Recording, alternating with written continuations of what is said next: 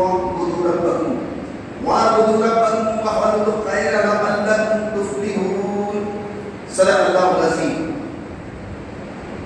اے ایمان لانے والو، رکوع کرو، سجدہ کرو، اپنے رب کی بندگی کرو، خیر کے کام کرو تاکہ تم فلاح پا سکو. محترم حاضرین کرام، ابھی میں نے آپ کے سامنے قرآن پاک کے سورہ حج کی آخری رکوع کی ایک آیت مبارکہ آیت نمبر 77 میں نے آپ کے سامنے پیش کی اور اس کا ترجمہ بھی آپ کو سنایا.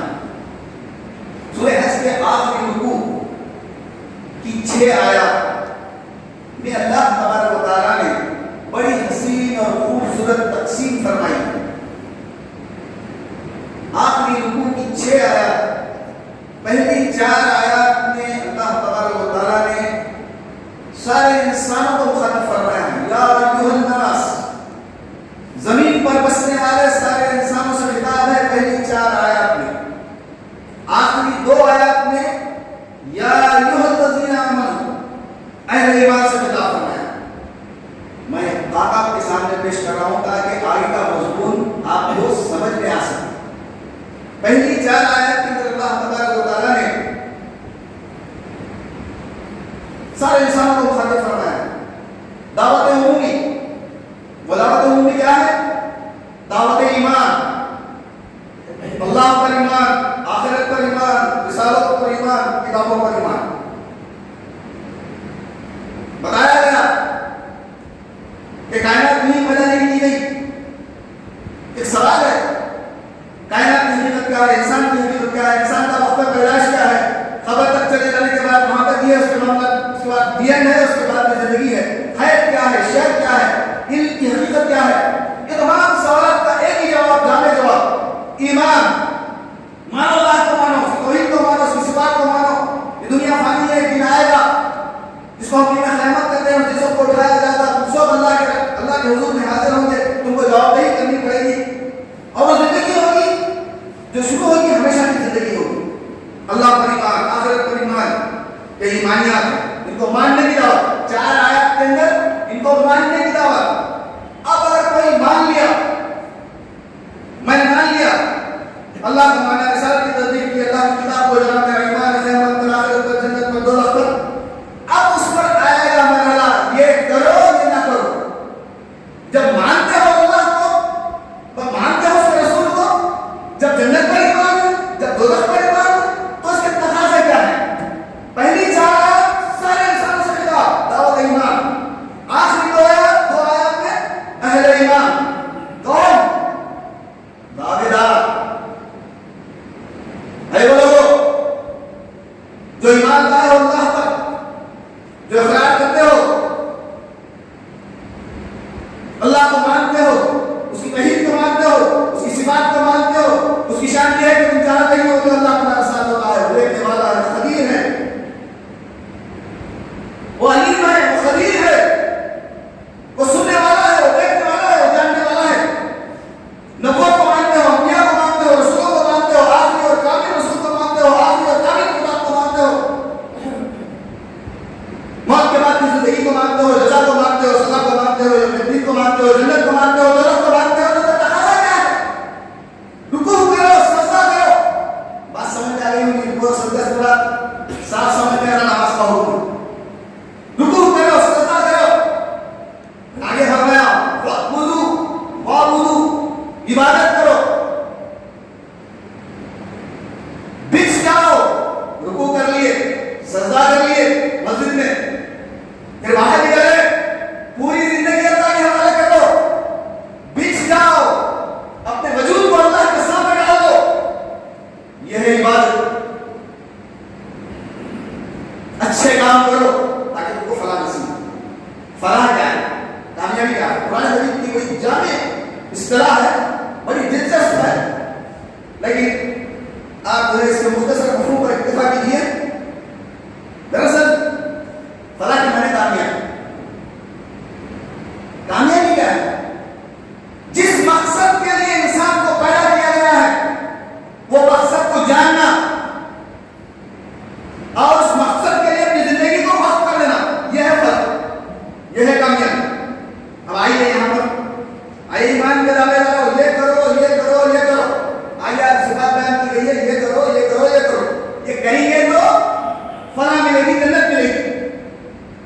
اگر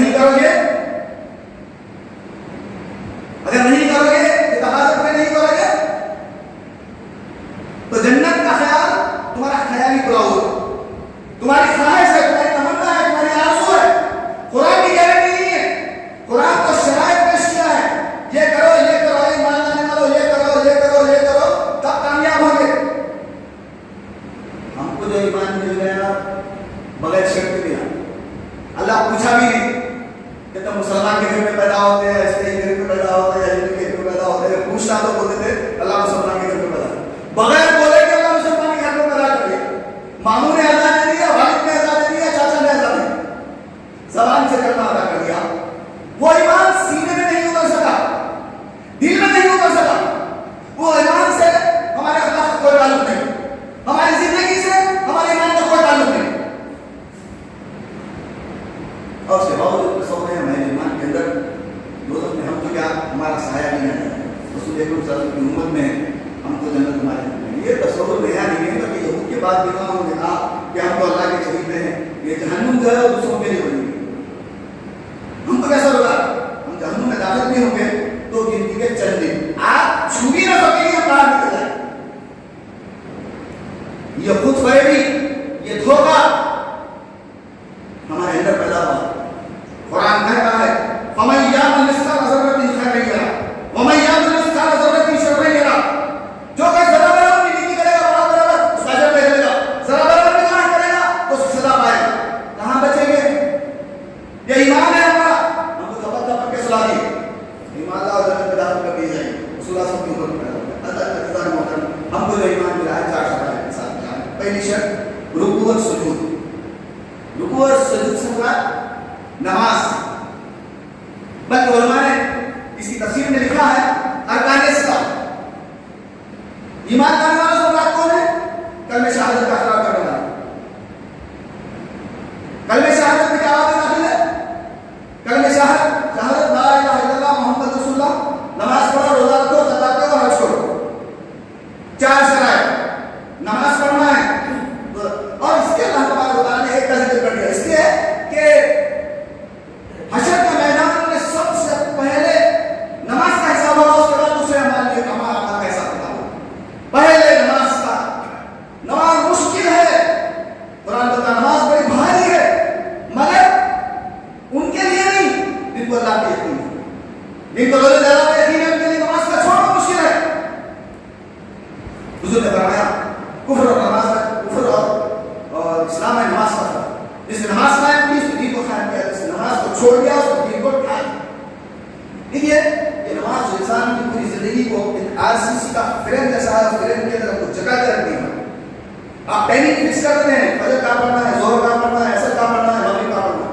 آپ یہاں پر رہتے ہیں, بنجارا ہلز میں کام کرتے ہیں, ظہر وہاں پڑھتے ہیں, پھر نکلے ہیں راستے کے اندر, پھر دوسرے وہاں پر عصر پڑھتے ہیں, مغرب پڑھتے ہیں. پوری فریم میں فٹ ہو گئی نماز. آسان کام نہیں ہے نماز. پہلی شرط نماز. دوسری شرط روزہ, وہ بھی رمضان کا نہیں, رمضان کا کون سا روزہ؟ گرما کا, مئی کے مہینے کا روزہ. 1 گھنٹے کے اندر پانی کی پیاس لگتی. نماز, روزہ سارے انسان کے لیے. 2 شرائط صاحب حیثیت, صاحب استطاعت, جن کو مال عطا فرمایا, زکات اور حج کے اوپر فرض کر دیا. باقی سارے مسلمان نماز روزہ لازمی ہے. یہ ہے ارکان اسلام. پہلی شرط ارکان اسلام. پھر اس کے بعد دوسری شرط وَاعْبُدُوا رَبَّكُمْ, اپنے رب کی عبادت کرو. دیکھ لیجیے یہاں پہ غور کیجیے, پہلے نماز کا ذکر آ گیا, پورے ارکان اسلام کا ذکر آیا, اس کے بعد میں عبادت کریں, عبادت کرو. اب ہمارے ذہنوں کے اندر یہ بات بیٹھ گئی, نماز روزہ زکات یہ عبادت ہے. جب یہ عبادت ہے تو پھر دوسرا حکم اللہ تعالیٰ نے دیا. نماز کا حکم دے دیا, روزے کا حکم دے دیا, زکات کا حکم دے دیا, حج کا حکم دے دیا. اب عبادت کرنے کا ہے. پورے قرآن مجید کے اندر نماز, روزہ, زکات, حج کے لیے عبادت کا استعمال نہیں ہوا. کیا استعمال ہوا ہے؟ وَمَا خَلَقْتُ الْجِنَّ وَالْإِنسَ إِلَّا لِيَعْبُدُونِ. ہم نے جنوں اور انسانوں کو پیدا ہی اس لیے کیا ہے کہ ہماری عبادت کریں. تو عبادت کے معنی کیا ہے؟ پوری زندگی میں اللہ کی اطاعت فرمانبرداری کا نام عبادت ہے.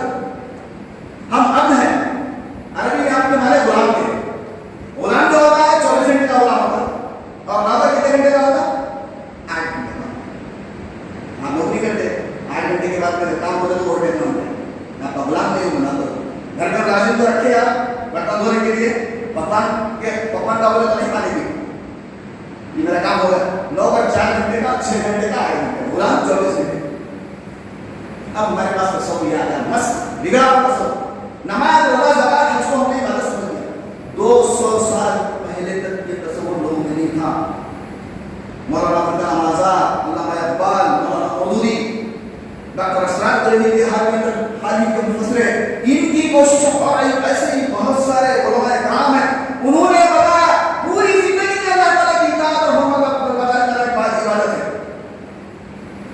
अपनी पूरी जिंदगी को अल्लाह की शरीयत के दायरे में लाना, जो भी नस्ल के तकाज़े हैं उसको जो है शरीयत के दायरे में पूरा करना, तमाम जायज़ तरीके से खर्च करो, जायज़ तरीके से चाली ब्याह करो, ज़बरदस्त की जिंदगी गुजारो, लेकिन इससे ज़्यादा नहीं, पूरी जिंदगी अल्लाह ताला की गुलामी और बंदगी।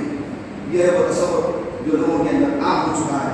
पूरी जिंदगी में अल्लाह ताला की इबादत, अल्लाह ताला सिर्फ नमाज पढ़ने के लिए पैदा नहीं किया। देखिए फजर, ज़ोहर, असर, मगरिब, इशा, कैलकुलेशन कर लीजिए कितने घंटे की नमाज, कितने घंटे, मैं समझता हूँ टोटल 3 घंटे हो गए। फिर नमाज के लिए पैदा किया, हर वक्त रोजा रखना है, हर साल हज करना है, नहीं, ये अरकान है। रावी अब्दुल्लाह बिन उमर रज़ियल्लाहु अन्हु, बुखारी और मुस्लिम की हदीस है, हुजूर ने फरमाया इस्लाम की इमारत 4 सुतून पर खड़ी की गई है। ये सुतून है, ये पिलर्स है, नमाज, रोजा, ज़कात है, इसके ऊपर जो छत है वो इबादत है। पूरी जिंदगी में अल्लाह ताला की इबादत और फर्ज बताए। अब आइए आगे फरमाया गया वफ़अलुल खैर, अच्छे काम करो। अब देखिए नमाज आ गई, रोजा आ गया, ज़कात आ गया, हज आ गया, पूरी जिंदगी में अल्लाह ताला की इताअत और बंदगी आ गई। अब ये खैर क्या है? ये खैर से मुराद खिदमत खल्क़, इंसानों की खिदमत, ये बहुत बड़ा काम है। हुजूर अकरम सल्लल्लाहु अलैहि वसल्लम ने फरमाया तुम्हें से बेहतरीन लोग वो है जो लोगों को फायदा पहुंचाए। इंसानों की खिदमत करना, भटके हुओं को रास्ता दिखाना, एक इसके भी दो हिस्से खिदमत खल्क़ के। एक का ताल्लुक इंसानियत से और एक का ताल्लुक ईमान से। पहला हिस्सा भूखे को खाना खिलाना, कर्ज के बंधन में झगड़ा हुआ है तो उसको निजात दिलाना, गुलामी के शिकंजे के अंदर फंसा हुआ है तो उसको आजाद करना। आज गुलामी का तस्वुर नहीं हमारे पास। जो लोग कैद के अंदर जो जिंदगी गुजार रहे हैं, जो है मुजरिम नहीं है लेकिन जेलों के अंदर डाल दिया गया है, उनको आज़ाद कराना, उसको गुलामों से आज़ाद कराने के नमाज से पानी पीने के लिए इंतजाम करना, उन्हें खुलवाना, सराय कायम करना, रिहाइश के लिए मुसाफिरों के लिए, इसका ताल्लुक ईमान से नहीं है, इसका ताल्लुक ईसाई से। आप हमारे नहीं, ईसाइयों के अंदर मगर ड्रेस का नाम दान सलाम एरियास के अंदर जाकर पुलिस बच्चों को उनकी खिदमत करना इस्लाम का तरीका है, उसने अख्तियार किया। हुजूर अकरम सल्लल्लाहु अलैहि वसल्लम जो शख्स फरमाया, जो शख्स जिनकी नबी से महरूम हो गया और उनके खैर से महरूम हो गया, वो नमाज भी हो सकता है, वो तहज्जुद हो सकता है, वो आबिद हो सकता है, लेकिन नेक हरगिज़ नहीं हो सकता। एक और मुकाम पर फरमाया अल्लाह ताला तुम नेकी का मुकाम तो पा नहीं सकते जब तक कि वो चीज़ राह खुदा पर सच न करो जो तुम्हें महबूब है, जो दिल से उतर गई, जो बासी हो गई, पुराने कपड़े हैं, खैरात कर दिए, हम तो बेहतर खा रहे हैं, कमतर चीजों को राह खुदा में खर्च कर दिए और समझ लिए कि मैंने आतंकवादी की खबर को मैंने लात मारा। तुम नेकी के काम को पा नहीं सकते। जो चीज तुम अपने लिए पसंद करता हो वही चीज उसके लिए पसंद करो। 150 रुपए की बिरयानी खाने बाहर 7 साल बढ़ावा, मैं समझता हूँ बहुत हमारा दिल दर्द पड़ जाता है, 20 रुपए दे। अब बहुत से बहुत ज्यादा में हालातों को 40-50 दे देते, 150 की बिरयानी खाने। आइए मैं भी आपके साथ शामिल हूँ। तुम नेकी के काम को पा नहीं सकते, यह मामला। इसके बाद में आगे फरमाया और इसका दूसरा दर्जा क्या है? यह है इसका ताल्लुक इंसानी से। दूसरा क्या है? उसका ताल्लुक ईमान से। देखिए आप मिसाल के चल भुलाया, उसको खाना खिलाया, पेट त्याग दिया, आपने नहीं काम किया, लेकिन उस रास्ते पर चल रहा है जिस बच्चा का जहन्नम का ईंधन बनने वाला है, उसकी फिक्र नहीं। असल जिंदगी तो वहां की जिंदगी है, असल कामयाबी तो वहां की कामयाबी है। ये तो आज की जिंदगी है, फुटपाथ पर भी गुजर जाएगी, महल में भी गुजर जाएगी, लेकिन वो जिस रास्ते के ऊपर चल रहा है उस रास्ते पर चलकर जहन्नम का ईंधन बनने वाला है, आपको उसकी फिक्र नहीं की तो आपने नजर का जज्बा ही नहीं। एक रास्ते में खड़ा खुदा हुआ है, एक अंदाज से आ रहा है, उसको मालूम नहीं है, आप क्या करेंगे? भाई सामने खड़ा है,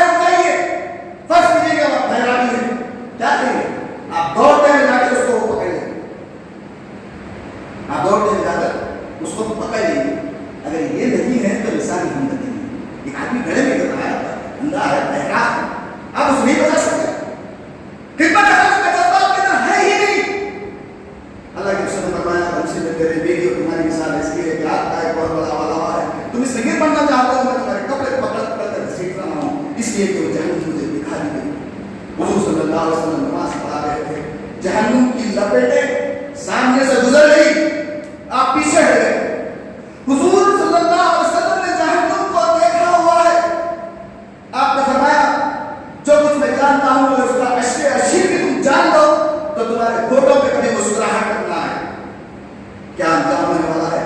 دیکھیے, آپ کے اندر انسانی ہمدردی ہے تو غریبوں کو دیکھ کر ترس کھائیں گے, اور جو جہنم کے راستے پر جا رہا ہے آپ اس کو بچانے کی کوشش کریں گے. یہ دو ہی چیزیں اللہ کے رسول صلی اللہ علیہ وسلم کی حیات مبارکہ کے اندر ہم کو سورج کی طرح روشنی میں نظر آتی ہیں. وہی کیا وہی دوائی حضور ڈر اور خوف کی کیفیت میں آپ کے اندر پیدا ہوئی, آپ پسینے سے شرابور ہو گئے. فرمایا آپ کی خدیجہ سے مجھے شیطان کا خدشہ ہے, تو بی بی عائشہ بی خدیجہ رضی اللہ تعالیٰ نے فرمایا اللہ تعالیٰ آپ کو ظالم نہیں کرے گا. آپ کو حوصلہ دلایا, آپ کی ہمت افزائی کی.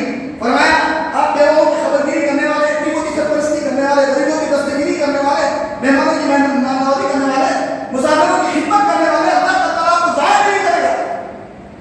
اسی طرح حضرت صدیق رضی اللہ تعالیٰ کا واقعہ ہے. حضرت حبشہ کے لیے گھر سے نکلے, ایک شخص آیا, آپ کیوں چھوڑ کر جا رہے ہیں مقام, کہا کہ یہاں کے لوگ مجھے رہنے نہیں دے رہے ہیں, تو آئیے آپ غریبوں کی سرپرستی کرتے ہیں, غریبوں کی مدد کرتے ہیں, یتیموں کی سرپرستی کرتے ہیں, میں آپ کی حفاظت کرتا ہوں, آپ رک جائیے. وہیں سے پہلے کا ایک واقعہ ہے. آج وہیں سے پہلے امام غازی رحمۃ اللہ نے تفسیر میں لکھا ہے, ایک بار اللہ کے رسول صلی اللہ علیہ وسلم لوٹ کر واپس آئے, چہرے غمزدہ ہیں. بی بی خدیجہ نے پوچھا کیا بات ہے کہ آپ کی طبیعت خراب ہے؟ آپ نے فرمایا ذرا چلا گیا تھا مکے سے باہر وادی میں کیا دیکھ رہا ہوں کہ وہاں پہ قبیلہ ہے, اور ڈالے ہوئے ان کی بدن پر کپڑا ہے, ان جسم فاخر سے لا کر میرے پاس کچھ بھی نہیں ہے کہ میں ان کی مدد کر سکوں. کہا کہ ساری دولت حضرت خدیجہ کی تھی, حضور کا اپنا کچھ بھی نہیں. اس پر واقعہ لکھا ہے امام غازی رحمۃ اللہ علیہ نے, حضرت خدیجہ نے حضور سے فرمایا آپ فلاں فلاں قریش کے سرداروں کو بلا کر لائیے. حضور نے سرداروں کو بلا کر لایا. اتنی دیر میں میری خدیجہ نے اشرفیوں کا ایک ڈھیر جمع کر دیا. جب حضور آئے تو آپ کی خط سے زیادہ ڈھیر تھا. فرمایا آپ تمام لوگ گواہ ہیں, میں کی ساری دعوت میں نے اللہ کے رسول صلی اللہ علیہ وسلم کے حوالے کر دی جس طرح چاہے ہیں. بی بی خدیجہ الکبریٰ رضی اللہ تعالیٰ عنہ نے اللہ کے رسول صلی اللہ علیہ وسلم کی تو آپ کی جو ہے آپ کا جو ساتھ کیا تھا وہ تاریخ کی کتابوں میں لکھا ہوا.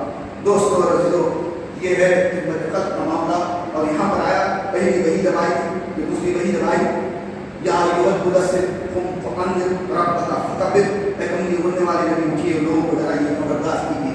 یہ غفلت میں کدھر جا رہے ہیں, حقیقت کا کوئی علم نہیں ہے, یہ دوڑے جا رہے ہیں جہنم کی طرف, اس میں گر پڑنے کے لیے بیتاب ہے, ایک دوسرے سے باتیں بتائی ہوئی ہے. ان کی آنکھوں پر پردہ پڑے ہوئے ہیں, ان پردوں کو اٹھائیے, ان کو حقائق سے آگاہ کیجیے. اللہ کے رسول صلی اللہ علیہ وسلم 41ویں سال سے لے کر 63ویں سال تک آپ کا زیادہ سے زیادہ مقصد بات اس لیے لوگوں کو جہنم کی آگ سے بچانے کی. بچاؤ اپنے آپ کو, اپنے اہل و عیال کو. دیکھیے اہل و عیال سے صرف گھر کے لوگ نہیں ہیں, محلے والے بھی ہیں. بچاؤ اپنے آپ کو, اپنے اہل و عیال کو دوزخ کی آگ سے. یہی حضور اکرم صلی اللہ, یہ تفسیر جو ہے یہ آیت مبارکہ کے تفسیر کو تو حضور اکرم صلی اللہ علیہ وسلم کی حیات مبارکہ کا لب لباب ہے. یہاں تک مثالیں ملتی ہیں کہ گھر کی خواتین کو لے کر بیٹھ جاتے ہیں, سامنے حضرت فاطمہ ہے, حضرت صفیہ ہے. فاطمہ کون ہے؟ حضور کی لہتے جگر ہے. صفیہ کون ہے؟ حضور کی پھوپھی ہے. اے فاطمہ, پھوپھی صفیہ آخرت کی تیاری کر لو, میں وہاں تمہارے کسی کام نہیں آ سکتا.